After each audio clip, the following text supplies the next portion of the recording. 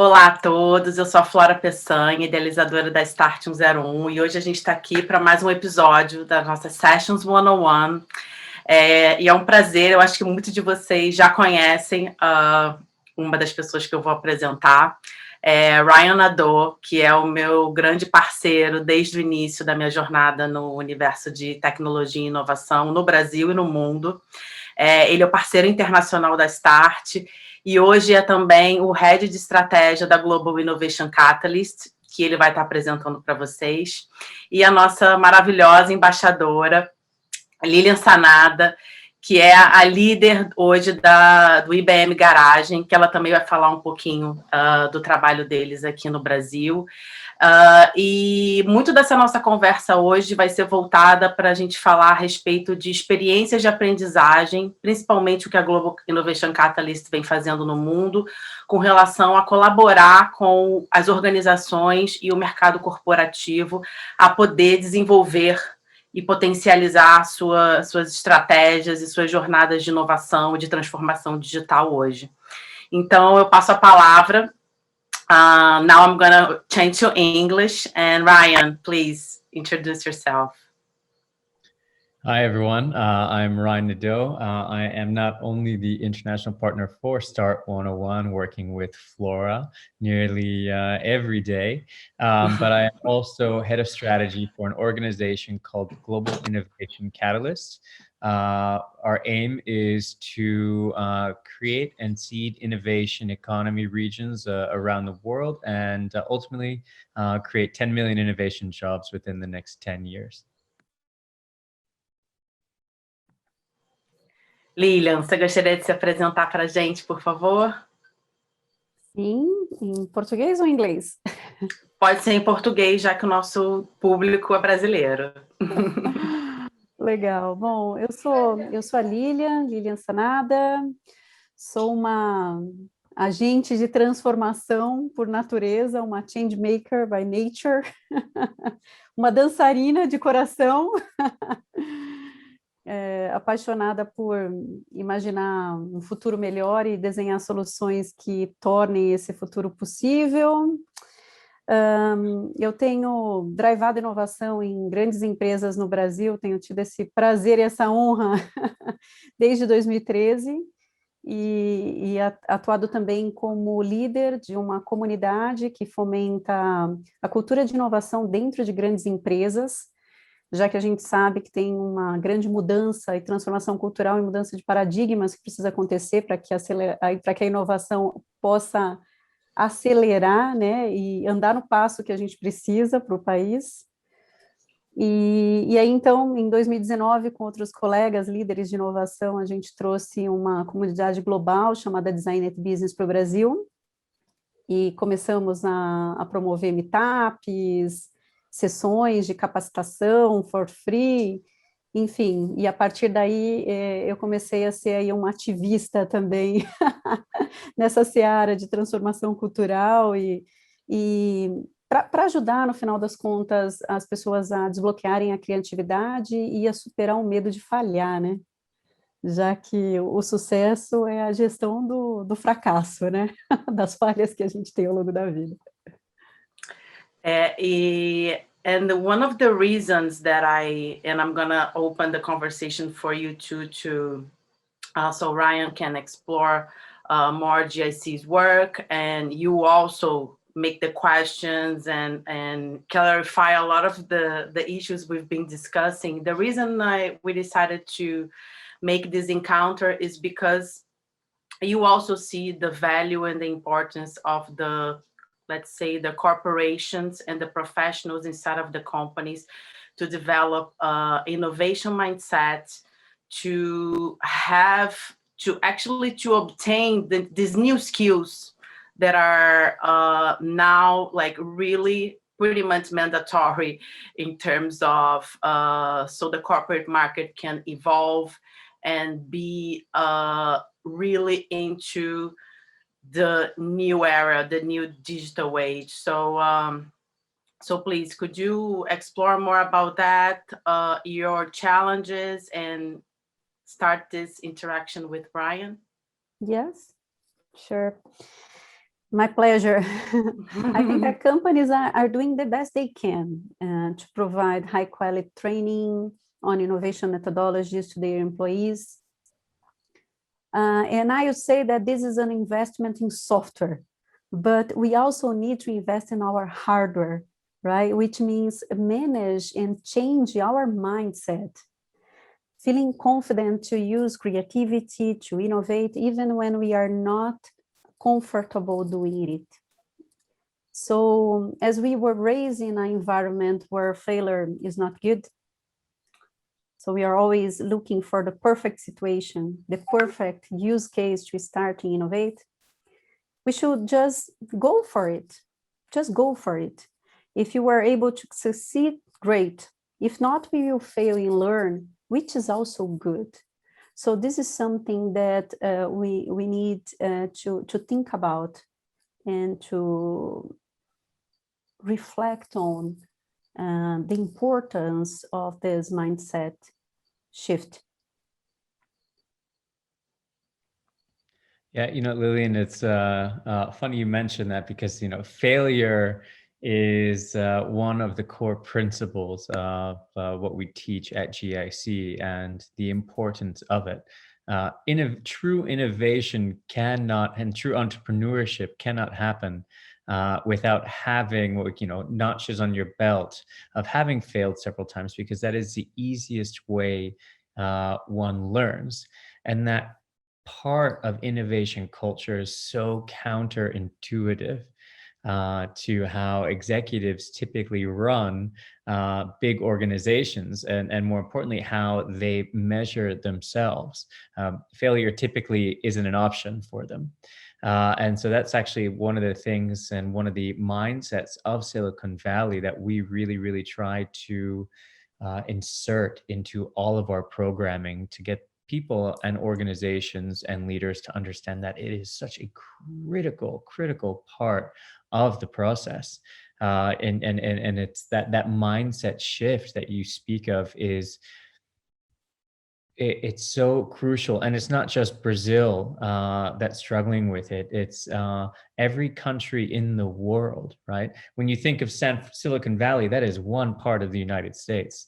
On the other coast, on the East Coast, and particularly in Middle America, these huge organizations are struggling with those same exact problems. It's not something just specific to Brazil. It's a challenge we're seeing in every corner of the globe. Yes. What I see in 2017, almost, 4 years ago, many Brazilian companies, large companies, were already running cool MVPs and building this innovative solution from scratch in a few weeks.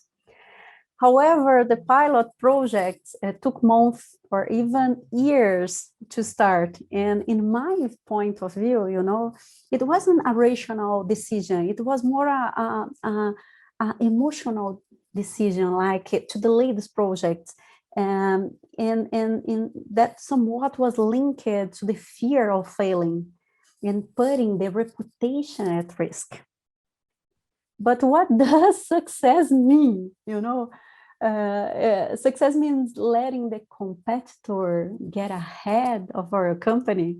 I think that we are living in a time where those who have a lot of resources, the large companies, they have all the available resources, high quality people, a big budget, and they are losing the market for those who have nothing, the startups that are coming around.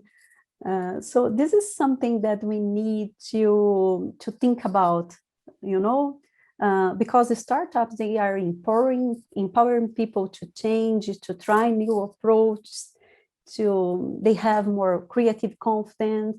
They are always, taking risks. We need to go deep in this topic now. We already know that. We learned this lesson, but we need to start putting practice. And it's even funny in Silicon Valley, once organizations get to a certain size, the Googles of the world, etc., they also start to buy their innovations via acquisitions, because they get to a point where they're too big and the culture inside it's too bureaucratic to launch new things quickly and fast.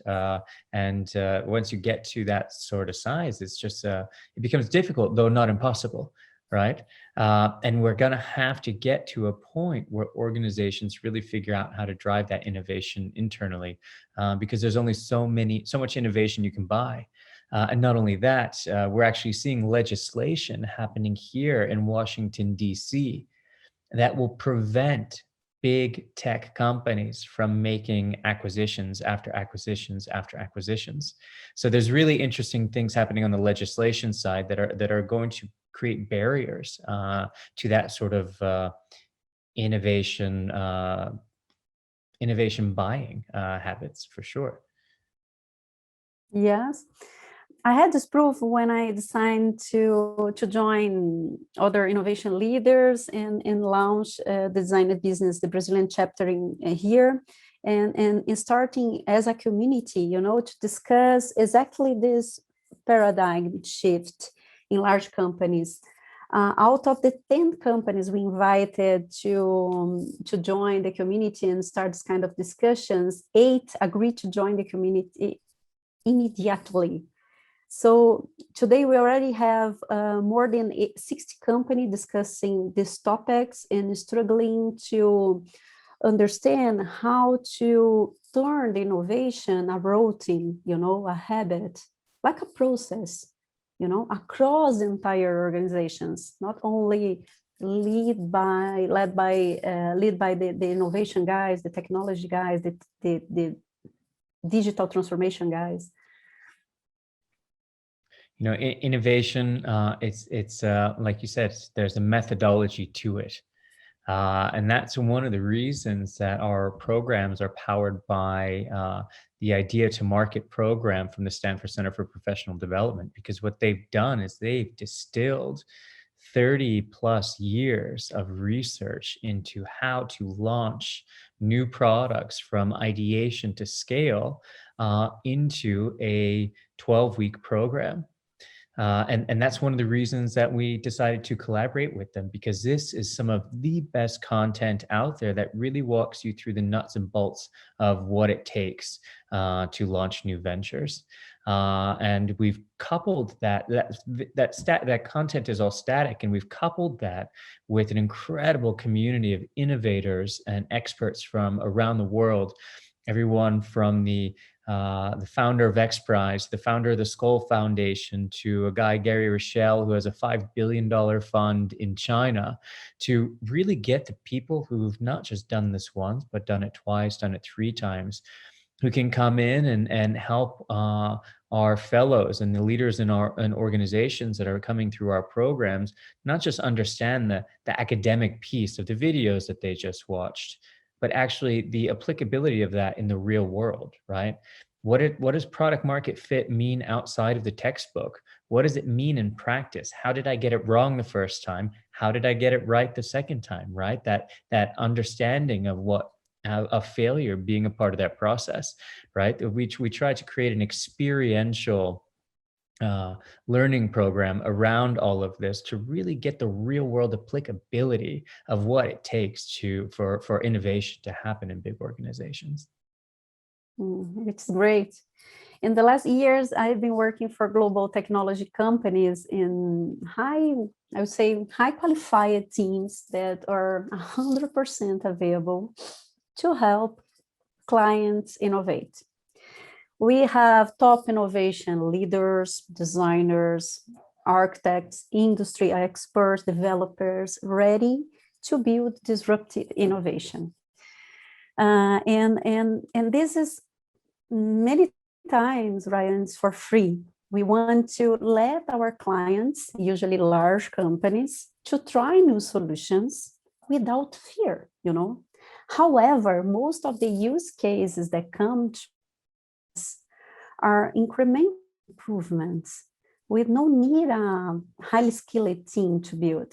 And this is I'm not just talking about IBM, And IBM is one of the global tech companies with this kind of things. There are others in the market, many others in the market, but it's like letting Porsches available, really letting Porsches available to the clients, and instead of using the car to hit the road, and take a trip to the beach, they decide to go to the supermarket nearby, come back soon. I could say that 8% of the employees inside large companies, they are always running out of time, with no time or few time to design the solutions that will keep the company alive in the next 2 years. So what's next? Yeah, I mean, absolutely. And, I think that the lifetime expectancy of an organization on the Fortune 500 list, NASDAQ, has gone from, 20 plus years down to less than 8, right? And it's precisely because of that reason the people within these organizations don't feel like they have the agency to really create change, right? There's a lot of innovation theater, what I call it, happening in big organizations, a lot of talk, but not the right environment and structure set up to make it successful. It's been pretty interesting working with some of the big organizations on our side, because we don't just run programs, right? We have advisory services where we can fill board seats, for example, right? Because this type of innovation really happens, and this mindset happens at the top, right? And if you don't have a board in place that understands innovation, that has built companies, scaled companies, and done it several times, that can push the CEOs and the executive teams to really kind of create the culture that's necessary to build this sort of things, it's not going to happen at an ideal pace. We have a couple really interesting programs running currently, right? So one of the things we do for big organizations, we really help them on their open innovation play, running vertical specific accelerators, right? So there's Vinci, which is the largest construction company outside of China, based in Paris. And they were looking to figure out, okay, how do we partner with startups and provide them access to our experts to help them grow and scale their technologies that are disrupting the construction vertical? How can we learn from them? And is it possible to even possibly go to market with them, or invest or acquire at the end of the day? So we've run about 2 cohorts now for them. And the last one, I think, had just over 10 startups that are disrupting the smart construction space.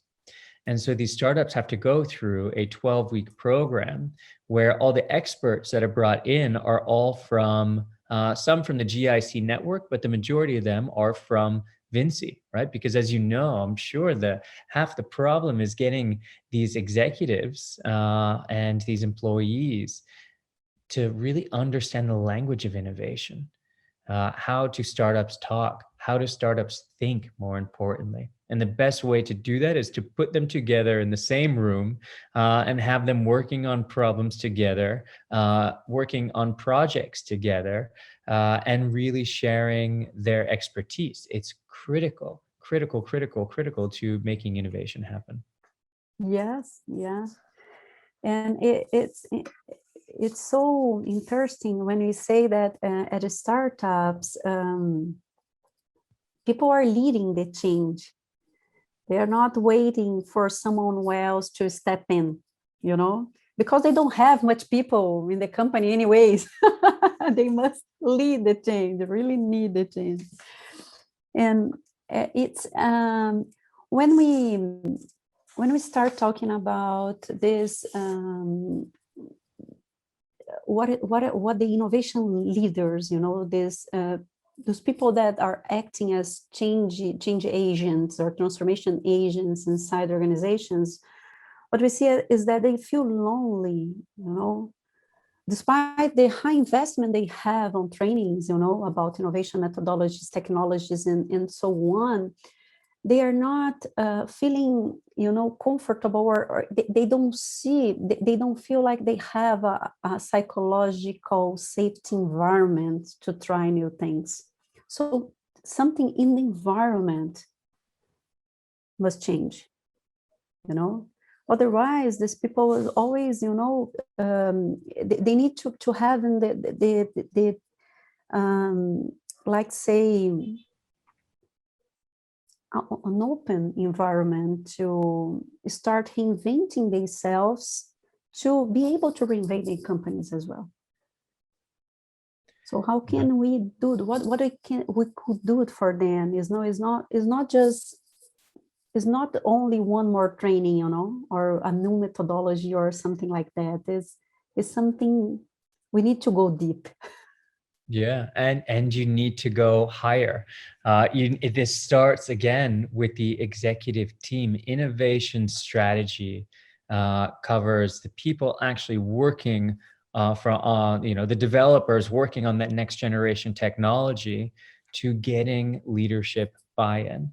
Because if there is no leadership buy-in, if leadership doesn't understand the importance of these projects and the possibility that they won't fail, or that they might fail 4 times before they succeed and turn into a billion-dollar business line, it's almost impossible. It's almost impossible. And so that's why we added these sort of advisory services on top of everything, right? Our chairman and founder has founded over 10 companies, 3 of which were multi-billion-dollar exits. And he's one of the most sought after innovation speakers in the world.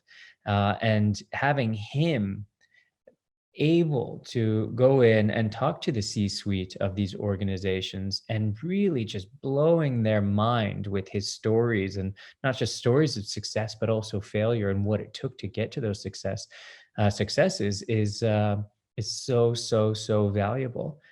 Because without that sort of real world experience with people, it just makes it extra difficult for these leaders to accept the fact that, okay, there is going to be failure here.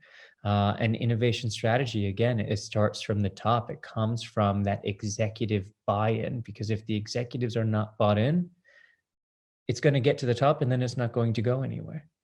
Yes. It's not like having a sidecar, right?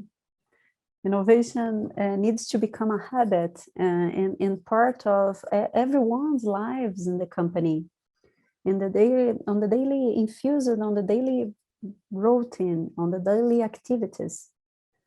And I agree with you. Instead, without having the C-levels, totally in and pushing the guys to try new things, and finding some ways to having a more open and safe space to fail and learn, nothing will change. Absolutely. And that's why, as part of what the programs that we run for organizations internally, we gather multiple stakeholders to go through this program together. Because as part of the program, our innovation execution program is actually the title of it. Either there has to be a project or an idea that is brought in, or the teams that are formed as part of the cohorts have to generate a new idea amongst themselves and actually take it to execution and pitch ready phase for funding and investment. And the wider the range of stakeholders that you have within an organization that take this program together. And again, this teaches you everything from opportunity assessment to pitching and storytelling to raising money to implement these types of new initiatives within organizations. It really allows, again, to have this sort of multi-stakeholder buy-in across the organization for innovation to actually succeed. This is great.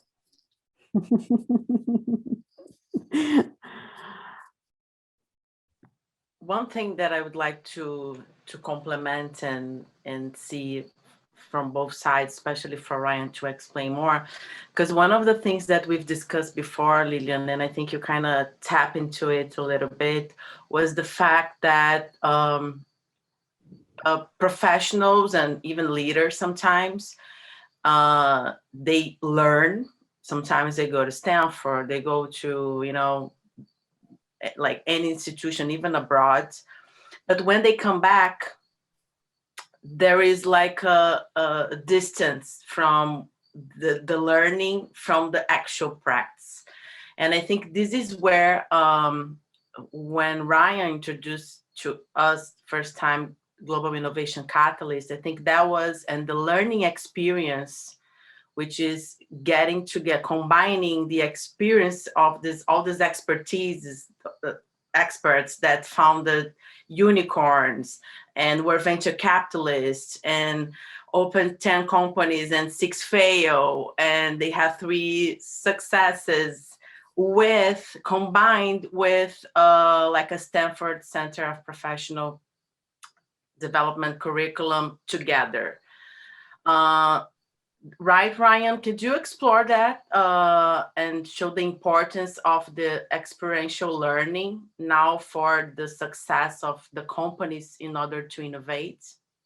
Yeah, absolutely. As I was mentioning before, this is more than just the academic content, right? Watching a video on what business opportunity assessment means. You can go and watch a multitude of those on YouTube, right? We're lucky enough to have Stanford grade material for our clients, but that alone is not going to answer all of your questions around that topic, right? The really cool part about our innovation execution program is the fact that everyone gathers together. Right now, it's all happening on Zoom, but in a post-COVID world, I hope that'll change. But the ability for everyone to gather together, and first with a certified instructor, to actually go through all of that academic content. Let's discuss it together. What are your questions? What did you learn? And then again, have that expert come in and actually talk about, okay, here's what it means in the real world. Here's what it means in the context of how I got it wrong. And let's do an exercise together where you have to apply this learning to your idea or the project that you're working on, and go out into group breakout rooms and then come back and share the results. Like, that is where real learning happens, from doing, not just listening to it, but by the experiential piece of actually digesting that content and then putting it to practice. Yes. What I see is a great opportunity to work in local, right? Because the easy part is to take a course and learn something new. The hard part is to put it in practice and to change the environment you are in. Because when you come back, from Stanford or any other amazing organization or institution, when you come back, you look to the side, to the right side, to the left side, and I say, you know what? How can I change this people mindset? How can I get allies? How can I bring them together to change the company, to start thinking differently? So I like this, the opportunity to having all these people working together in a real case and showing the tangible results, as quick wins as soon as possible, because this helps people to learn and really see the value. Absolutely. And by adding that experiential layer to it, you're going beyond a step of just getting someone to think differently, right? We've got to get them to start doing differently as well, right? That's what's really going to create lasting change in these organizations. Yeah. Yeah, and Ryan, connecting that, I think there is a very interesting point on GIC program for corporations, which is like this customized. I would like you to talk a little bit more about that, because it has the academic, the experiential learning, and the fact that you guys understand the company's reality in order to connect and to build this really tailor-made experience, right? Yeah, absolutely. So we do vertical specific accelerators. We also, change the order of our curriculum or our modules to better suit an organization and their needs. But for example, we work with the largest medical institution in the world, the Texas Medical Center, and we power their accelerator, which is called the TMC Biodesign program. And the aim of that accelerator is to find the next generation of technology in the biotech space that's going to revolutionize the industry. And they fly and they move people down to Houston, Texas for a year. And our program is the entrepreneurial content, the mindset development that they put their individuals through. That their fellows through. And what we do is, instead of having just a regular entrepreneur coming in and talking about, a business opportunity assessment, we'll actually find an expert out there who's built a biotech startup and come in and have them talk about business opportunity assessment to make it applicable to the outcomes that TMC is looking to have. And similar to Vinci, we'll also include Texas Medical Center experts as part of the workshop leaders, so they can add that corporate expertise to it as well. But the idea is it's not a founder who created a SaaS sales platform coming in and talking about product market fit. It's someone from your industry. It's someone from the industry you are looking to disrupt that has created disruptive technology before, that's coming in to teach these entrepreneurs the ins and out of product market fit and what it means, not just in the context of building a business, but building a biotech startup. We're also doing the same thing. There's a new prize challenge modeled after X Prize called the Milken Motsepi Prize Challenge. So this is with the Milken Institute, who partnered with the Motsepis. They were the first African couple on the Forbes list, a billionaire mining couple out of South Africa, who put up $2 million in prizes to find the next generation of agribusiness and agritech solutions around the world that can particularly scale within the continent of Africa.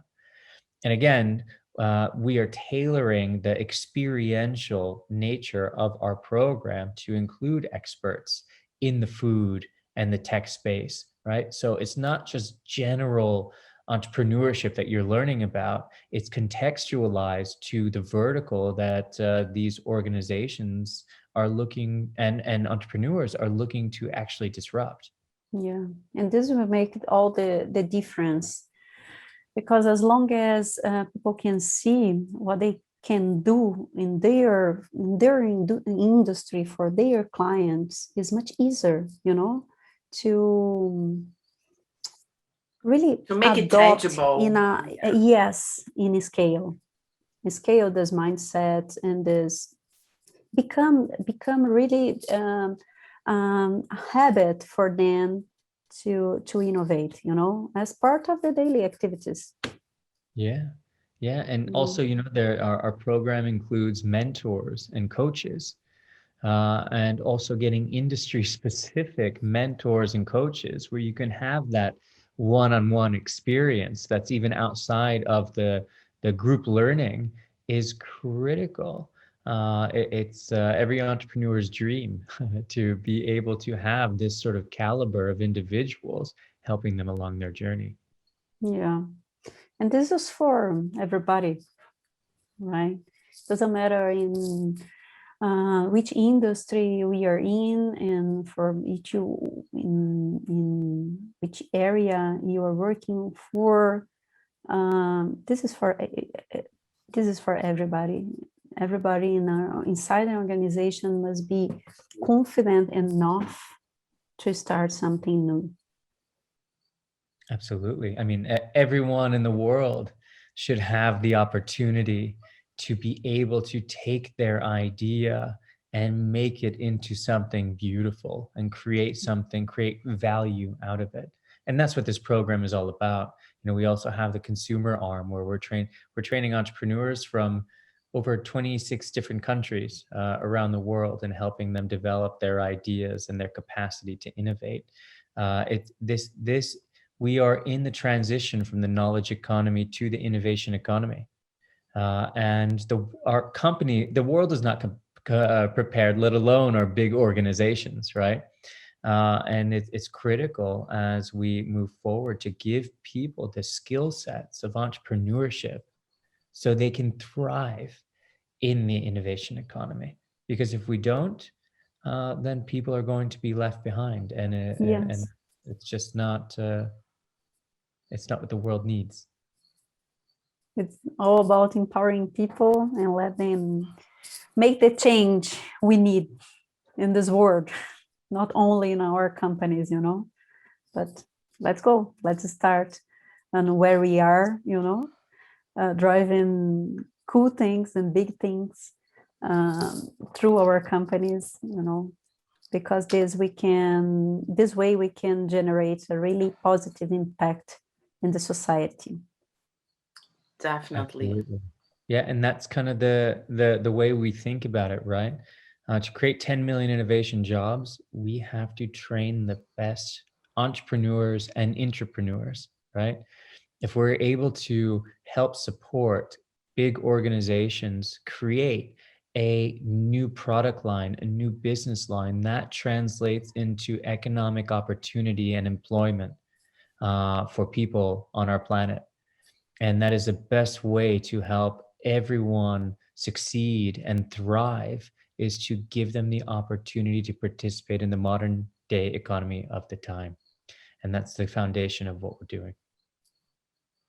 Yeah, and even connecting that, yes, and even connecting that with our first work, Ryan, like, and building Start 101 is exactly to be able to bring knowledge, bring expertise, proven expertise, in order to give our market the tools and empower us to thrive in the innovation journey, in this digital transformation process that we are going through, that Brazil is like really still, let's say, under development in that way, like from a really early stage.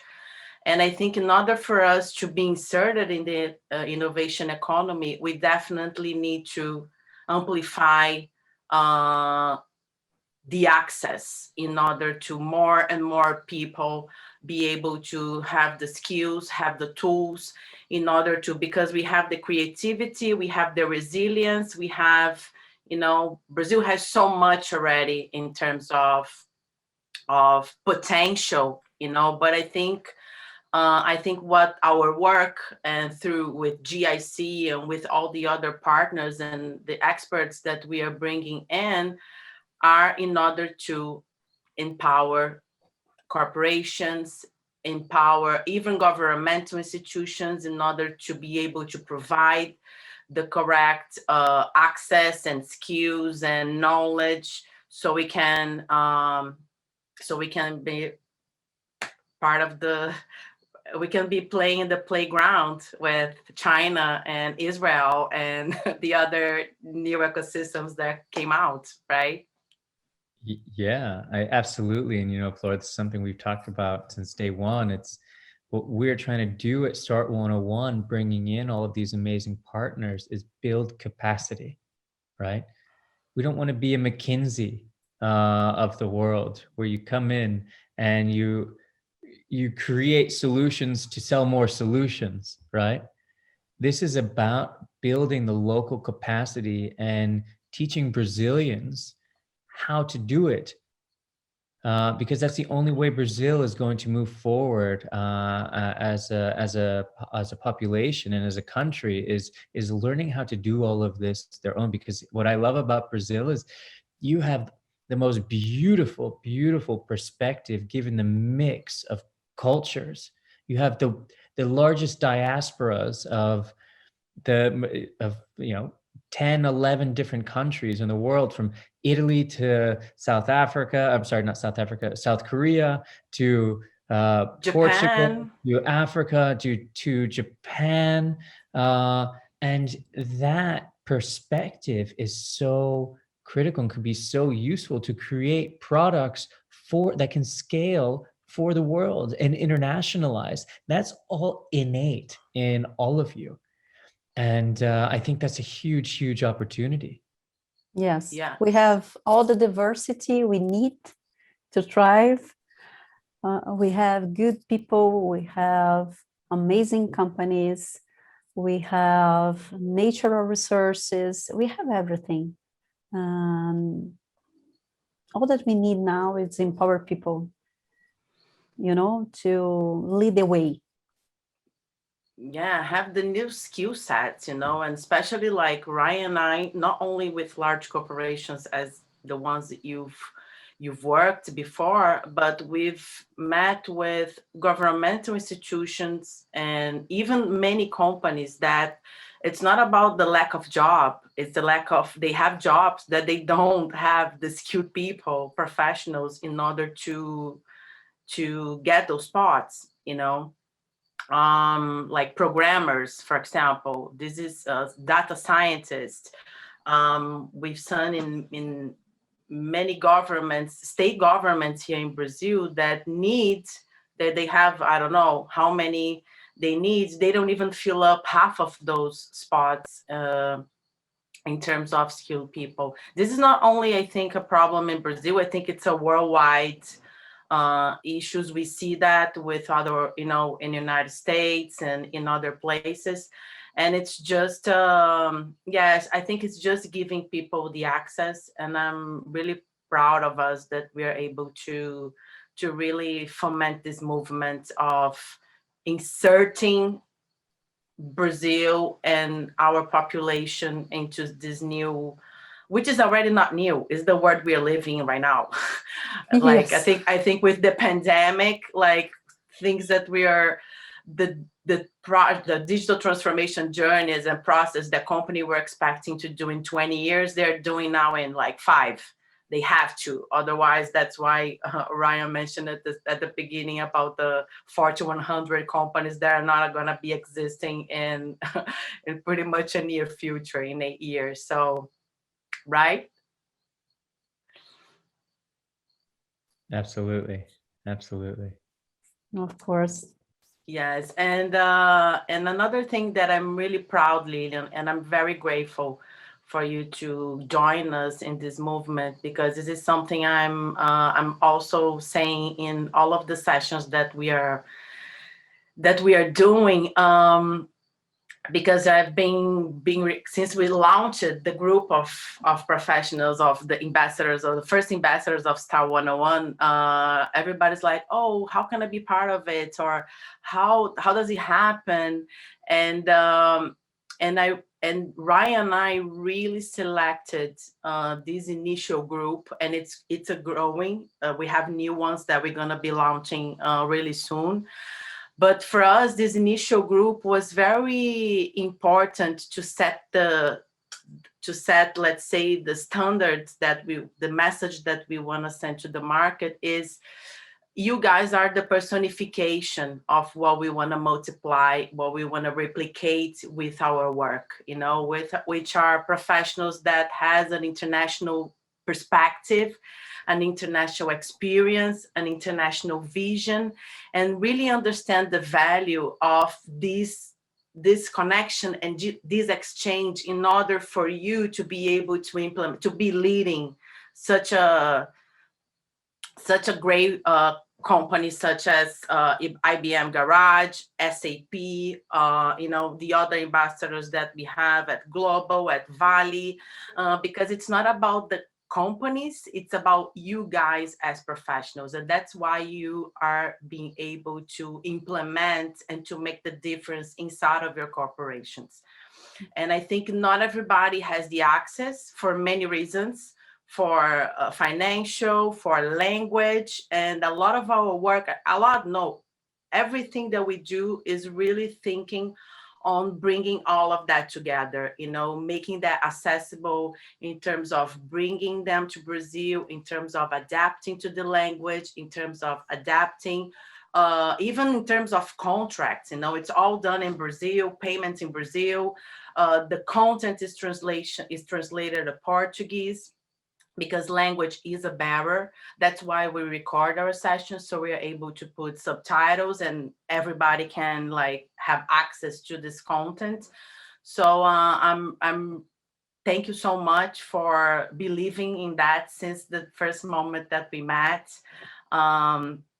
And I'm sure we're going to be collaborating a lot. This movement is only starting. And thank you so much for contributing and definitely adding a lot of value for what we do, because it's not about what comes from abroad is the best.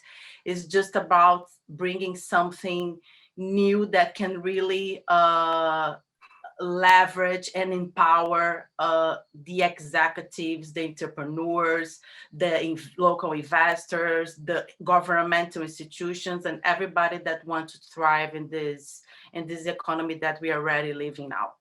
Yes, it's an honor, Flora, to support this movement, to be part of this movement. I do believe in the power of empowering people, and bring back, let them understand how to use and unlock the creativity they already have. So, and as a Brazilian, we know that we have a lot of things to do here, and that by innovating, by doing something different or thriving and evolving our business, we are not only making more money, but more than that, we are generating a positive impact on our society, in our environment, and we must go for it.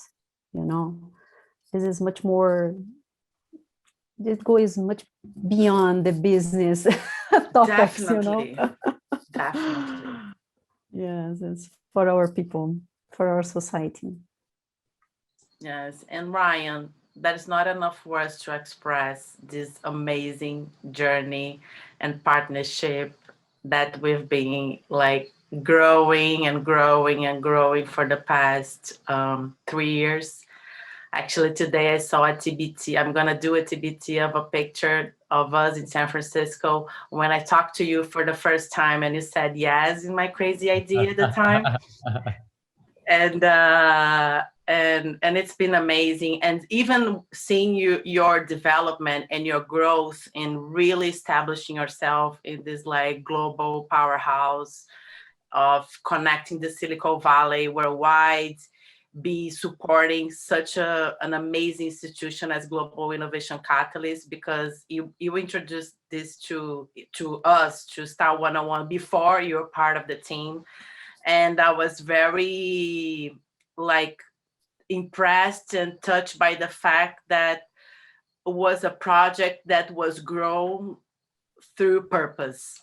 And that because that's what brought us here from from day one. So we're going to be talking more about Global Innovation Catalyst, about the work you guys do. It's an honor actually to have you as well as their head of strategy, and to be able to share this with the Brazilian audience that we've been doing this since 2018. And thank you so much for everything. Oh, Flora, my love, the sky is the limit, and thank you. I mean, this journey has been incredible, and there are so many more doors, not just to open, but to knock down, and ceilings to shatter, and seeing the caliber of individuals, right? Because this isn't, like you said, this isn't about just bringing in the international experts. This is about localization as well. This is about the Lilians of Brazil, who are shining examples of what a Brazilian innovator could look like and can do.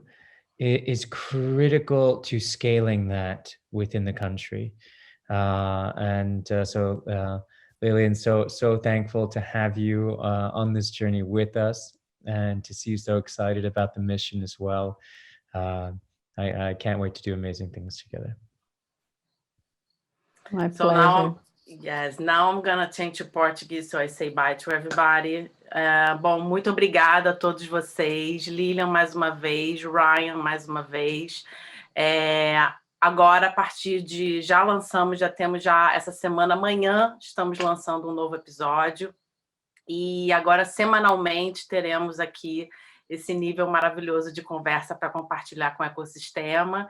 E aguardo vocês para a nossa próxima sessão da Session 1on1. Obrigada, gente. Tchau, tchau. Delícia. Tchau, tchau.